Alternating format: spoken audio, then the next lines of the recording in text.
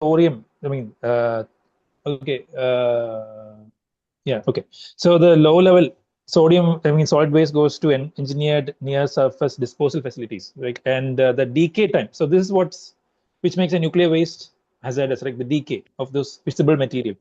So the decay material coming from a PFBR, the decay time is actually only, I mean, a few decades compared to millennia of the traditional nuclear plants that you might have heard about. So that makes handling of such materials much more easier, and the space required for such storage of such materials is negligible because you can, first in, first out is possible, right? And there's also vitrified. So such waste are also vitrified to glass for interim storage. So we can use existing mines, which is, I mean, this has been done in Germany and France. Like they use old, non-used salt mines, right?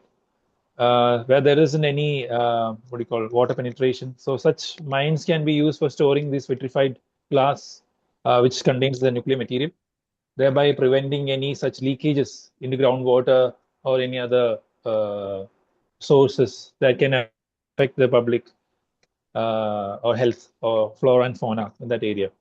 So this has been addressed, and again, India has a really strong scrutiny system in place for any such plans to come up. So we'll be abiding with all nationally and internationally available regulations to address any such disasters that might arise, and also manage the waste in a proper way. And also, as my colleague Ravi mentioned, like water consumption, right? So initially, water is required, but then again, with the use of cooling towers and the systems in place, we can circulate a lot of these water. Only 2 to 3% of the water needs to be replenished from time to time, thereby drastically reducing the need of continuous water consumption in such plants.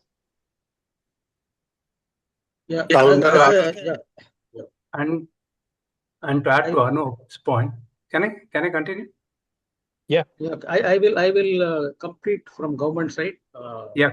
I mean, see, definitely as government representatives, we are not for any development which is at the cost of safety of the people and depletion of the natural resources. There is no such question of any compromise. But the policy, the government policy, the sustainability policy must evaluate any trade-off scientifically, not selectively or not by, I mean, going along with the trend or without evaluating the local factors as a developing country, number one. Number two is, as Mr. Ravichandran rightly said, the water, we cannot see that the water consumption in an isolated manner.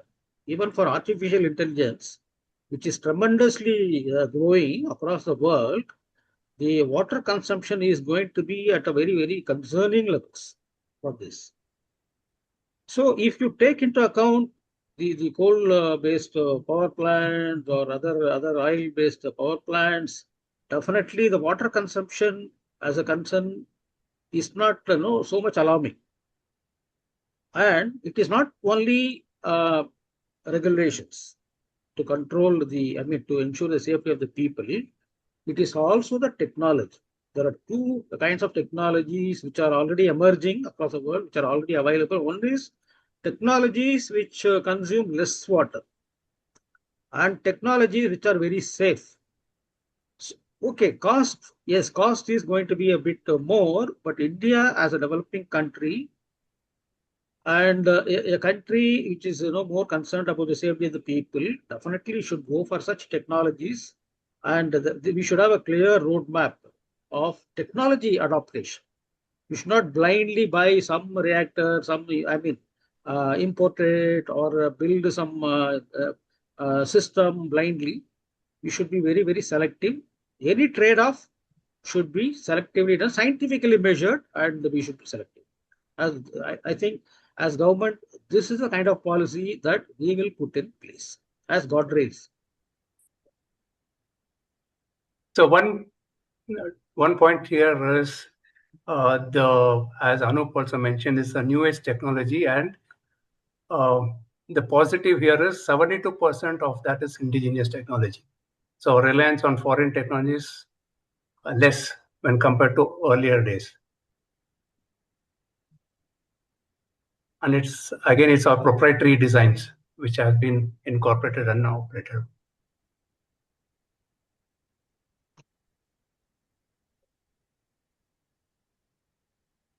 What do you mean by that? Can you please elaborate on this? You mean the homegrown technologies are far superior? So the PFBR is a homegrown technology. So Okay. of that, 72% is indigenous. Okay. Balance So we is have been we have a transferred. support system. So we have a support system in the country. In case something happens, we have spare parts availability. We have trained technicians. We have people who knows about the tech. So that is what we are looking for, rather than buying the full tech from outside India. So mitigation is. It looks like an environmentalist has no reservations. Yeah, that's amazing to see. That's good. Good. No, Ravi sir, one question, one addition to from my side, from government side, right? We are not against anything. We just want how to mitigate all these risks, like the people who will be dislocated, how they will be rehabilitated, right? So that the government will always be in a position to answer, right? We also want developed and economical energy, right? So in which way we can cooperate with you, and what all the things which you need from government end? So we are prioritizing local hiring first. So all the people located near to the proposed site would be given preferential, recruitment into the plants, so right? You need local hiring. For that, skill development must be there. Definitely. Right? We have plans to have training programs. We have tie-ups with local universities whereby we can train qualified people in the local area. So we want them to be part of this system and the proposed project. But I would ask the question, when we are talking about, displacement of people, rehabilitation, are we going to have these plants, right, in populated areas, highly populated areas, or in remote areas? Definitely not. Definitely not. We are not going because to have we need exactly we need it to be connected to the grid, right? So if it's connected to any high voltage grid system is available, we can be located anywhere in the remote area because we don't have any continuous utility requirements, right? Compared to maybe we can select sites where there is nobody living practically. Exactly. Yeah, because it's not like coal power plant where you need coal continuously being supplied. So I think that should be the site location.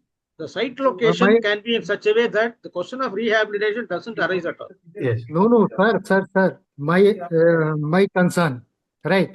Anywhere you go, if you are acquiring 400 to 500 acres of land, there must be tribal people who are living there, right? So rehabilitation will always be there if we are acquiring 400 or 500 acres of land. And were they be even capable of upskilling to the scale which you need in nuclear science? That also is a question, right? Most of them doesn't go to really established colleges, and opportunity to them is little lower. So just being they can be employed as a daily wages labor only. Who unskilled labor, they can serve as unskilled labor. Skilled labor can't be there. I just want to ask a question: how much period you are means from start to end when the production will start? How much period you are considering, and what is the source of water? Yeah, so source of water, as you mentioned, it can be the seawater if it's located closer to a seashore. So that you're planning for pitching on the location on seashore only, right? Yeah, that's one of the ideal risk mitigation what we have planned for. So And what would be the ecology? Desalination plant must be installed there. So additional cost. so No, it's a cooling requirement. So you don't need. I mean, Yeah. obviously we have a DM plant on site, but because it's mostly cooling requirements, seawater acids can be used. Right. How Now much the impact is going to have on the ecology? Like you said about the waste management is very so minimal. No, only if the water temperature is very high, but we'll be cooling it down to the atmospheric temperature before releasing it into the sea again. see, again, someone also mentioned about circularity also. So this the reactor heat which is generated during the process can be reused for a desalination plant as well. It can be recirculated for running a desalination plant. That's for the internal consumption water. Yeah. For cooling requirements, we'll be using seawater, which can be released back into the sea after it meets the ambient temperature. And what and is also your why? methodologies on waste management? Before I answer that, one more point to why it has to be the site should be closer to the seashore is at one point of time, as we go to the third stage, we are going to use thorium as the fuel. And seashore, the sand available is in India is the richest in thorium content. So it will be easier to, this also address the supply chain issues in future for procuring the input material, the raw materials.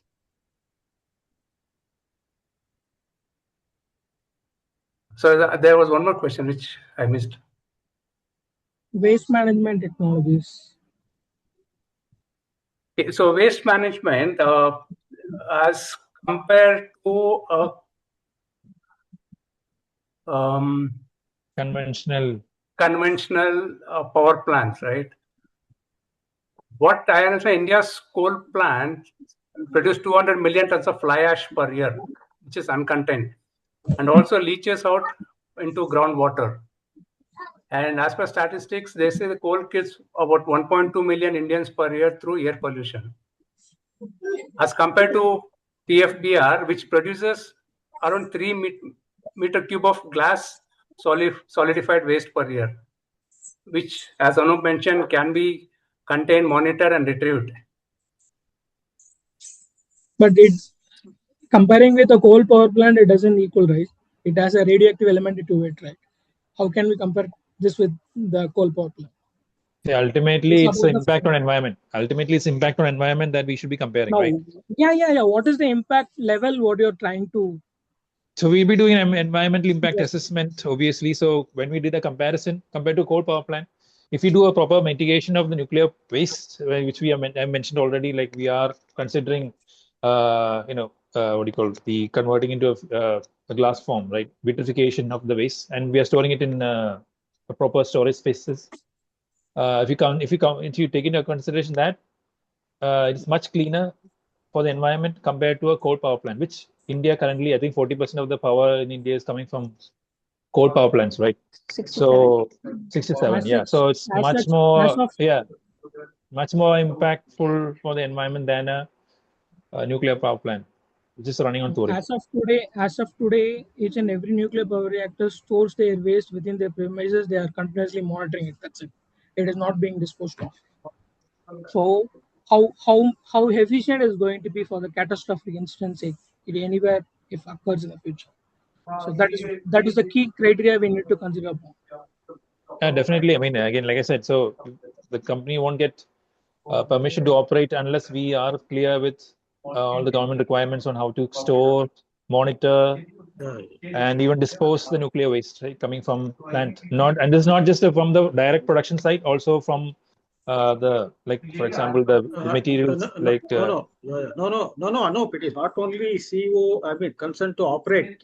At the consent to establish stage itself, Exactly. approval will not come. Approval will not come, Gabriel. Correct. Pollution Control Board will not give approval, that is consent to establish. Exactly. Absolutely. I have a question regarding the economy of this exercise. We are touting nuclear energy as a green source or rather non-polluting source of energy. However, the investment in developing that nuclear energy is extremely high as compared to other sources. How do we, or rather, in what manner and in what timeline do we expect it to be somewhat economical and rather fruitful? This is a path towards stage 3 when we can use or reduce our dependency on imported fuel for running our country's economic growth, right? So to take into account all of those factors from a macroeconomic point of view, having such a plan would definitely benefit India in the long run.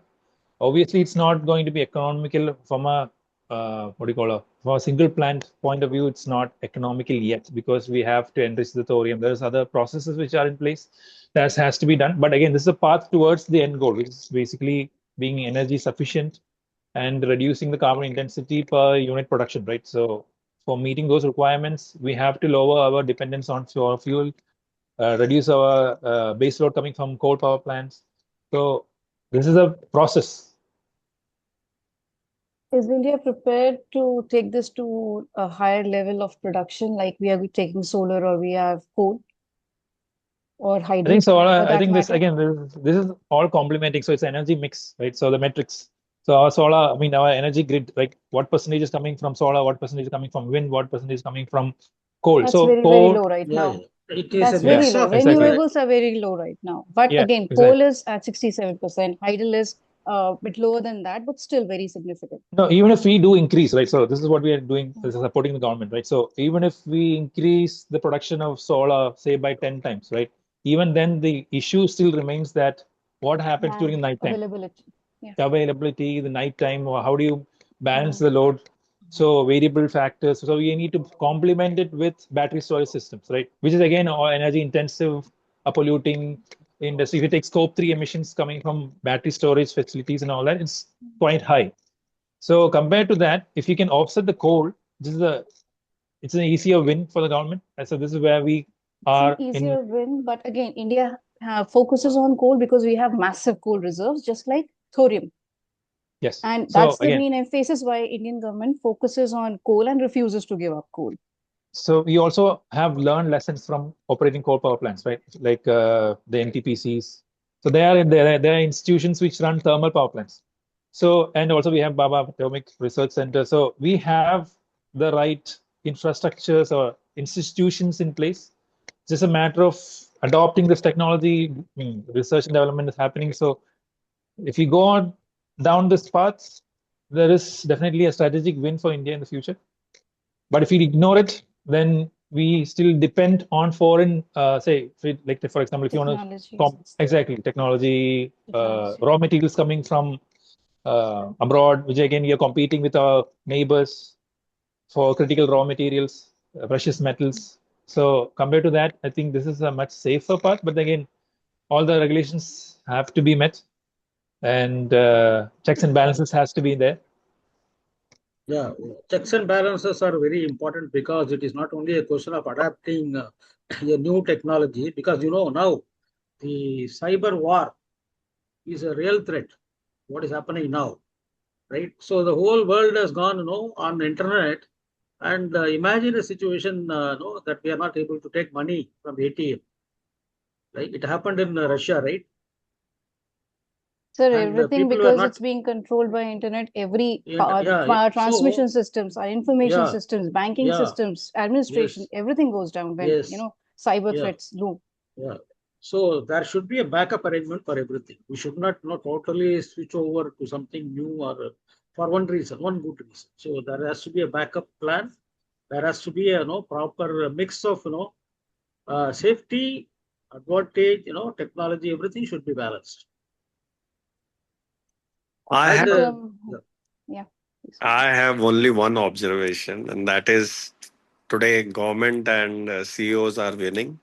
And I have only one question on this winning. I have no problem that they are able to put the points right. But if I have to work with environmentalists, I have only one question for the party who is defending PBFR. I also trust new technology should be accepted, adopted, and solutions need to be found out. But India is exceptional at planning. Policy looks visionary, no doubt. Frameworks are global in this case, yeah, where everybody has failed. India took little more time, 17 years, but proven the technology, and targets are ambitious. But when it comes to implementation, ladies and gentlemen, specifically governments and the CEOs, regulations often falters on ground. The proof is in the pudding, isn't it? Not the people who are talking about it is right or wrong, not the discussion which we are doing is right or wrong, not even the launch of the event and the banner which we'll put when we will cut the cake. My trouble is, and the question to the CEOs and the government officials is, will you wait for the regulations to force the implementation in this case, or will you build your own system where the investor, customer, and even environmentalist remain satisfied with your planning? Okay, saying is very easy that we will acquire less land or we will only do on the coastal area, but for a fact in how in India protest works, right? Sometime you will only get the locations which are next to people Correct. living, too many. So how will you manage all this? What are the fail-safe arrangement you guys are planning for? That is what at the end definitely I would like to hear. I'll If you also put want to, forward the example of Narora nuclear power plant. That earlier it might have been a remote area. It is right on the bank of a river, but now a significant amount of population is inhabited right around that nuclear plant. Like it has yes, developed into a, well, you can say it has developed into a town just surrounding that nuclear power plant. We can name a few right, examples as well as Sterlite as well as one of the case at Toothpudi. Well, see, right, I have seen, in Chennai, the metro rail project, so many buildings were demolished. So many people were, displaced. In the entire stretch, many buildings were demolished, and there was no clear-cut, guideline or policy. What kind of, arrangements, alternative arrangements were made. If that is the case in India, but see, in China, I have seen in one place. I went once. There was a place, where some infrastructure was to come. 400 families were displaced, just 2 months, 3 months time. We are not China. We cannot do that here. But at the same time, if we need to plan it, and these developments cannot wait only for the sake of fearing what we will do with these people. We need to do some arrangements. There is no doubt about it, but that cannot be one big reason why we should not go for any infrastructure development. Sir, I want to add one thing, which is my experience, that in BCCL, Bharat Coking Coal Limited, Dhanbad, Jharia, where coal mines there was an institution created by Government of India, that is Jharia Rehabilitation Works. The people, near about more than 10,000 families were rehabilitated from Jharia to Dhanbad, and they again went back to the same place, made their jhuggi jhopdi, and that complete rehabilitation process has failed. And today also in Jharia, there is fire beneath the ground, and complete mines is on fire. Still people are living there, and nearly every month 1 or 2 incidences are going there. So this is one of the big tasks for government to rehabilitate people safely? See, Yes, sir, that's rehabilitation is a nice thing, definitely. But you just imagine the people, the population which is living in a particular place, right? Their livelihood depends on that place. If you simply shift them to another place, they cannot live.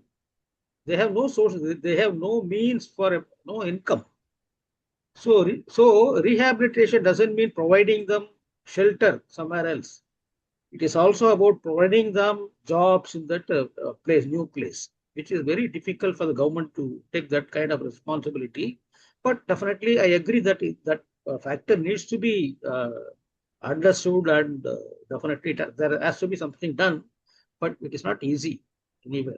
It is not rehabilitation. Doesn't mean giving them shelter in the dislocated place. It is also about taking care of their livelihoods. So that's actually a challenge that any company would face. And as you from the government sector, the IAS are putting this across, we will need your help in overcoming this.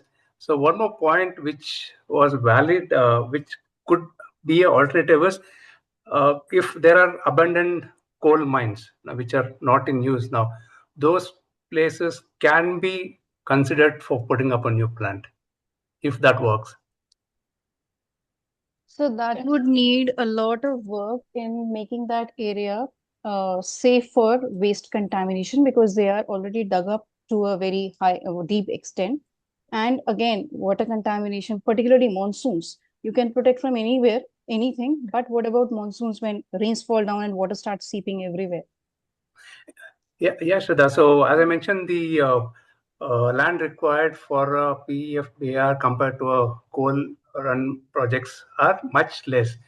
So wherever there is a flat plain land within that vicinity, that can be considered for setting up this plant, and the rest, whatever the dug up, the tunnels or the coal mines, that can be repurposed for a carbon sink itself, for carbon sequestration. Rather than This is just speaking a of wild thought. rather than speaking of rehabilitation of the existing communities over So there, government can develop a project similar to SIPCOT or SIPCO within the coastal boundaries that will help. So we are not, as yeah. environmentalists, we are completely against of the rehabilitation of the community. Yeah. So Gabriel, to address this is see, for the rehabilitation, if the population which is there to be rehabilitated, they can also be engaged in the project itself. At a very since they are not skilled, they can be used or employed for menial jobs. May not be at a skilled or semi-skilled, but at a menial job. So their revenue or the recall as income is taken care of. Apart from rehabilitation, they also can be considered for their their in line their with income. Yeah, agreed upon. But in line with Vivek's point, so what is going to be the stringent measures is going to be taken care by the government as well as the board. You decide what can be taken up into an account.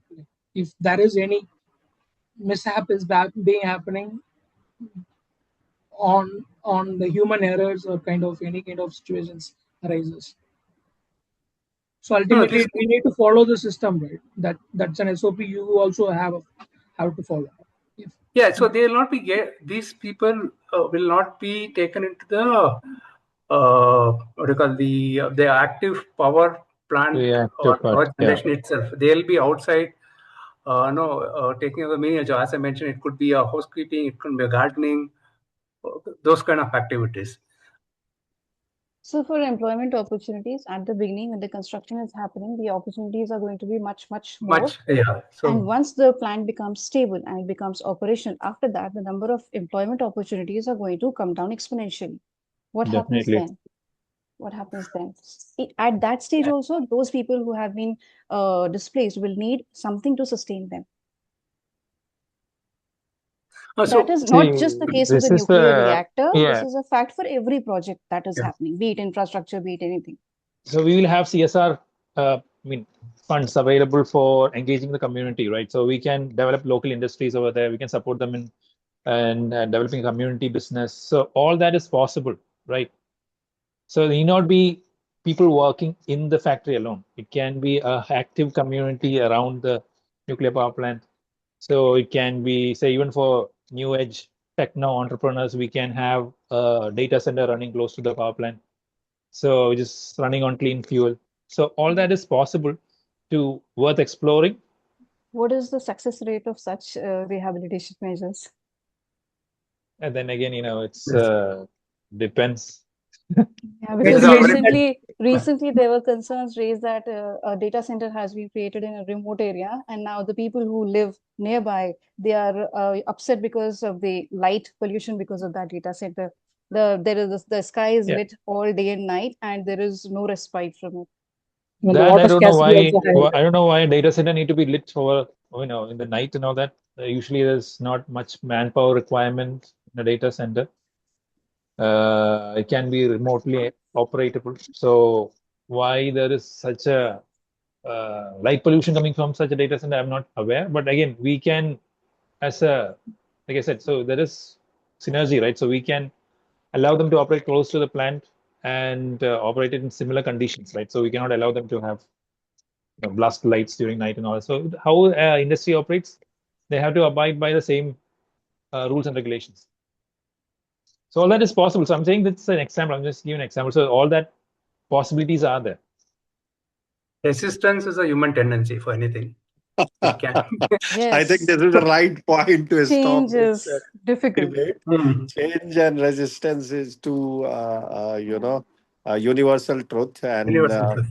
both are registered really well. But we can't stop the development, and we can't also take safety for guaranteed stuff. So I think both sides understand the importance of it, and I'm really happy that all the team members came up with so much of research stuff and put their points so clearly. I hope everybody has learned that decarbonization is not limited to just one discussion that how to measure stuff, but also look into the benefits and cost of it. And that thought process has came up very really well. Really happy to hear all sides story as well as all side point of view. Thank you very much, everyone. Anybody has any last word to say? I'm happy to have them speak. Otherwise, we will close the session. Thank you very much. Sir, you said you'll be sharing a document. Remind me which document, please, now. A ready reckoner, sir. First, I'll Ready, remind you of that. Ready regular off? Remind me. For that, we were talking about those corporate business strategies and all. The last Yes. class, Yeah, yes, yeah. sir. What's on the different The top segments? business Yes. case studies and all. No, not Sector, Nepotism. right? exactly that. We were talking about that 7 step and 9, 10 steps are. At that time, we were talking about a document. You said your team LTVs. Sector. uses that Sector for. wise description, right? Sector wise description. Yeah. And one I told you that how you can apply on the scope 3. Tomorrow, Yes, just sir. write it. Can somebody write it in the group, main group? So tomorrow I make sure that I give it to you And guys. scope 3 LEDs. problem solutions, sir. 3 problem solution. Scope 3. 3 that Yeah, that is what I said. Scope 3, strategies for the yes. different category and sector wise, mechanism answers. Those are both are necessary. I have to give it to you because now we are going to the fag end, means we are ending it, and you will require these both the documents to create the final project's answer, which we will be discussing day after tomorrow when I will be giving you the project. Of course, it is an individual project for everyone to complete and submit. But let's have a session on that day, and then we will be distributing that question, and you will have one day to attempt it, and then we will have a final examination as well. So that is why. Can somebody quickly write in the WhatsApp group? Scope 3, all category, different pointers or solution, mitigation, mitigation solutions, and sector-wise SBTI compliant solutions as well.